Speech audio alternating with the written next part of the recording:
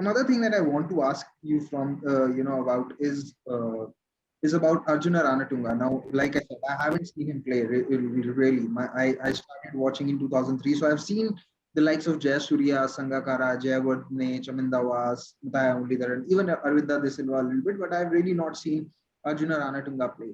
But from whatever accounts I've had of him, he seems to be someone who had a Dhoni-like demeanor, like completely unfazed, and not be even big when the team wins, and be very calm and sedate when the team loses. So as someone again who's followed him, I want to know from you as to what kind of character was Arjuna Ranatunga. Yeah, I mean, he was incredibly relaxed in some senses. He was nothing. Yeah, you're right. Nothing seemed to get under his skin, but he wasn't like an MS Dhoni figure in lots of ways, because MS Dhoni is just completely zen, whereas Arjuna Ranatunga, there are kind of legendary moments where he, if someone did something that he didn't like in the team, if someone got out cheaply, someone got out playing a bad shot, he would absolutely tear them down, absolutely. So it was like almost like a school headmaster in that way. He was very, very, he kind of ruled the team with a pretty iron grip, compared to some of the captains we've had since. And he was kind of this very, very kind of towering general figure. And he also was probably one of the few South Asian cricketers who really got under the skin of the Australians at the time, who were, who were just going into that kind of Steve Waugh mental disintegration era.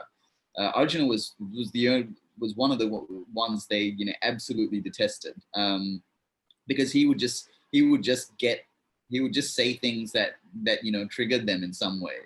He would know how to make them react badly.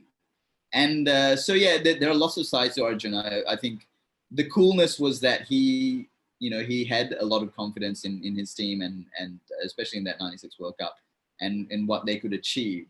And no one could really say anything to him that ruffled him up. But he was very happy to ruffle other people up when he felt like they deserved that. So that's the kind of character he was. He was absolutely vital to Sri Lanka coming out of being a minnow team to being a world beating team. He was probably the key figure. Although he had some great talents at his disposal, like Sanajasro, like Arvinda De Silva, like Mutaya Muralidharan. He was the one who harnessed that talent and made sure that those talents were kind of like came together and were applied in the correct direction. And so he was probably the key man in that transformation.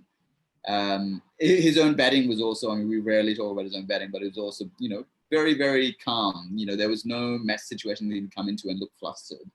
And he could be pretty aggressive, but also was kind of known for kind of massaging these chasers home, for kind of, playing that kind of finishing role in a very different, he wasn't a big six-hitter or anything, but a great accumulator of runs, and someone who kind of at times batted with a lot of bravery as well.